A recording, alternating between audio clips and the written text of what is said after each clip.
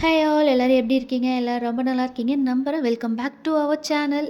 நேற்று நம்ம வீட்டில் சத்யநாராயண பூஜை பண்ணியிருந்தேன். அதை உங்களோட இந்த வீடியோவில் ஷேர் பண்ணிக்கிறேன். எனக்கு சத்யநாராயண பூஜை இருக்குது அப்படிங்கிறது வந்து ஆஃப்டர் மேரேஜ்க்கு அப்புறம் தான் தெரியும். அதுவும் யூடியூப் ஏதோ சர்ச் பண்ணிட்டு இருக்கும்போது அது வந்துகிட்டே இருந்துச்சு. ஒரு 2-3 நாள் கண்டினியூஸாக வந்துகிட்டே இருந்துச்சு. அதுக்கப்புறம் பார்க்கும்போது தான் தேசமங்கையர்க்கரசி அம்மா இருக்காங்கல்ல, அவங்க தான் வந்து இதை பற்றி சொல்லியிருந்தாங்க. சரி நம்மளுமே ஏதாவது ஒன்று வேண்டிட்டு இந்த மாதிரி பண்ணலாம் அப்படின்னு சொல்லிட்டு வேண்டிக்கிட்டேன். நான் 2 வருஷம் வேண்டினேன். 2 வருஷமே நல்லபடியாக நடந்துச்சு அப்படிங்கிறதுனால நான் கரெக்டாக சித்ரா பௌர்ணமி அன்றைக்கி இதை செஞ்சுடுவேன். இந்த டைம் வந்துட்டு தோணிகிட்டே இருந்துச்சு, ஒரு நாள் இடையில செய்யலாமேன்னு சொல்லிட்டு அதெல்லாம் நல்லா பார்த்து செஞ்சாச்சு.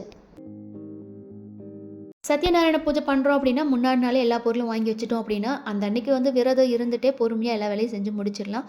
சத்யநாராயண பூஜை பண்ணுறதுக்கு எல்லாமே ஓரளவுக்கு ரெடி பண்ணி எடுத்து வச்சாச்சு. அதில் முக்கியமாக கலசம் எழுப்புறதும், 2வது துளசி மாலை போடுறதும் எடுத்து வச்சாச்சு. 3வது குத்து விளக்குமே எடுத்து வச்சுட்டு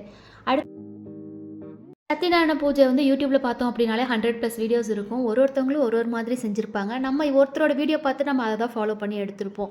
அதனால் வந்துட்டு இப்படி செஞ்சது தான் கரெக்டாக, அப்படி செஞ்சது தான் கரெக்டாக அப்படிங்கிற எந்த ஒரு தாட்டும் இல்லாமல் நம்ம மனசுக்கு நிம்மதியாகிற மாதிரி கடவுளுக்கு நம்மளுக்கு பிடிச்ச எல்லாத்தையுமே நம்ம செஞ்சு வைக்கும்போது வந்து அதில் கிடைக்கிற ஒரு பாசிட்டிவ் வைப், ஒரு சந்தோஷம் தனி தான். சத்யநாராயண பூஜையில் 3 தலைவாழை இலை போடணும். ஒரு இலையில் கலசம் இருக்கும். 2வது இலையில் நவதானியங்கள் கூட வந்துட்டு பிள்ளையார் வச்சுருப்போம். 3வது இலையில் தான் நம்ம பதார்த்தம் எல்லாமே படைப்போம். குத்து விளக்குமே இந்த பூஜையில் ரொம்பவுமே முக்கியமான ஒரு விஷயந்தான். குத்து விளக்கு நம்ம ரெகுலராக யூஸ் பண்ண மாட்டோம். இந்த மாதிரி ஏதாவது ஒரு பூஜை டைமில் எடுத்து யூஸ் பண்ணும்போது வந்து பூஜை இலையே வந்துட்டு ரொம்ப அழகாக இருக்க மாதிரி இருக்கும். 6 மணிக்கு சாமி கும்பிடணும் அப்படின்னு ஆல்ரெடி பிளான் பண்ணி வச்சதுனால எல்லா ஒர்க்குமே 5:30க்குள்ளேயே முடிச்சு எடுத்தாச்சு. அவ்வளோதான், குத்து விளக்கும் ஏற்றி வச்சுட்டாச்சு. அதுக்கப்புறம் சாமி கொண்டோன்னா எல்லாமே கரெக்டாக எடுத்து வச்சுட்டோம் அப்படின்னா 6 மணிக்கு வந்துட்டு சாமியோட கதைகளை அத்தியாயமாக தேசமங்கையர்க்கரசி அம்மா சொல்லுவாங்க. அவங்க சொல்கிறது போலே வந்துட்டு கதையெல்லாம் கேட்டுட்டு சாமிக்கு தீபதூப ஆராதனைகள் எல்லாமே காமிச்சு முடிச்சிட்டோம் அப்படின்னா வந்துட்டு விரதமும் முடிஞ்சிடும். சத்யநாராயண பூஜையும் வந்து சிறப்பாக முடிஞ்ச மாதிரி இருக்கும்.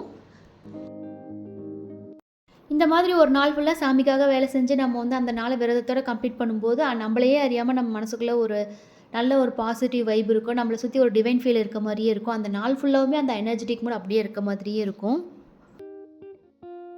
இதுதான் ஃபஸ்ட்டு வருஷம் பாப்பாவுக்கு இந்த பூஜையை பார்க்குறது அப்படிங்கிறதுனால அவள் ரொம்ப குஷியாக வந்துட்டு பூவெல்லாம் எடுத்து போட்டு விளையாண்டுட்டு இருந்தா. இதுதான் நாங்கள் ஃபேமிலியோடு செலிப்ரேட் பண்ணுற ஃபஸ்ட்டு சத்யநாராயண பூஜை. அவருமே இந்த டைம் கரெக்டாக ஆஃபீஸ்லேருந்து வந்துட்டார். லாஸ்ட் 2 டைமுமே கரெக்டாக ஒரு டைமுக்கு வரவே இல்லை. பூஜை முடிஞ்சதுக்கப்புறம் தான் வந்திருந்தார். இந்த டைம் ஃபேமிலியாகவே சத்யநாராயண பூஜையை செலிப்ரேட் பண்ணிட்டோம் அப்படிங்கிறதுல ரொம்பவுமே ஹாப்பி. நாம் என்றைக்காவது விரதம் இந்த நாளில் இருக்கணும் அப்படிங்கிறத நம்ம மறந்துட்டோம்னா கூட அன்றைக்கி காலையிலேயோ இல்லை அது முன்னாடி நாள் நைட்டேவோ நம்மளுக்கே தெரியாமல் அது எப்படியாவது ஒரு ரூபத்தில் நம்மளுக்கு ஞாபகப்படுத்துகிற மாதிரி இருக்கும்.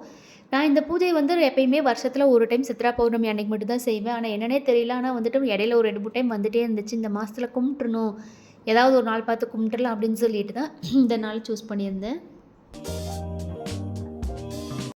சத்யநாராயண பூஜை பண்ணும்போது வந்து 5 கதைகள் சொல்லுவாங்க. அந்த ஒரு கதையோட ஒரு முடிவுலேயும் வந்துட்டு சாமிக்கு வந்து பூ வச்சுட்டு அதுக்கப்புறம் வந்து தீபதூப ஆராதனை காமிச்சிட்டு தான் அதுக்கப்புறம் அடுத்த ஸ்டோரியை வந்து ஸ்டார்ட் அப் பண்ணுவாங்க. அந்த 5 ஸ்டோரி முடிக்கிறதுக்கு கிட்டத்தட்ட ஒரு 1/2 hour ஆகிடும். அப்படிங்கிறதுனால நான் மட்டும் தான் உட்காந்துருந்தேன். கடைசியாக வந்து சாமி ஃபுல்லாக கும்பிட்டு முடிச்சுட்டு 5வது கதையும் சொல்லி முடிக்கும்போது 2 பேர் வந்து என் கூட ஜாயின் பண்ணிக்கிட்டாங்க. பூஜை இன்றைக்கி வந்து நல்லபடியாகவே முடிச்சிட்டேன். நம்ம விரதம் இருந்து சாமிக்காக ஒரு பொருளாக பார்த்து செஞ்சு அந்த விரதத்தை நல்லபடியாக முடிச்சிட்டோம் அப்படின்னா நம்ம மனசுக்கு படுற ஒரு சந்தோஷத்துக்கு வந்து அளவே இருக்காது. சத்யநாராயண பூஜையை உங்களோட ஷேர் பண்ணிக்கிட்டதில் எனக்கு ரொம்பவுமே ஹாப்பி. இந்த பூஜைக்கு ஏன் பேர் வந்து சத்யநாராயண பூஜைன்னு வந்துச்சு அப்படின்னா நம்ம நாராயண்கிட்ட என்ன கேட்டாலும் அதை சத்தியமாக செஞ்சு கொடுத்துருவாரு அப்படிங்கிறதுனால சத்யநாராயண பூஜைன்னு பேர் வந்துச்சு. நான் கேட்ட விஷயங்களும் நடந்துருச்சு அப்படிங்கிறதுனால இது மேலே எனக்கு அபாரமான நம்பிக்கை இருக்குது. இந்த வருஷமும் ஒரு வேண்டுதலோட பூஜையை நடத்தியாச்சு. மறுபடியும் இன்னொரு டைம் பூஜை பண்ணும்போது கண்டிப்பாக வீடியோ எடுத்து உங்களோட ஷேர் பண்ணிக்கிறேன். நம்ம சேனல் இது வரைக்கும் யாராவது சப்ஸ்கிரைப் பண்ணாமல் பார்த்துட்ருக்கீங்க அப்படின்னா மறக்காமல் சப்ஸ்கிரைப் பண்ணிக்கோங்க. பாய். இதே மாதிரி இன்னொரு வீடியோவில் பார்க்கலாம்.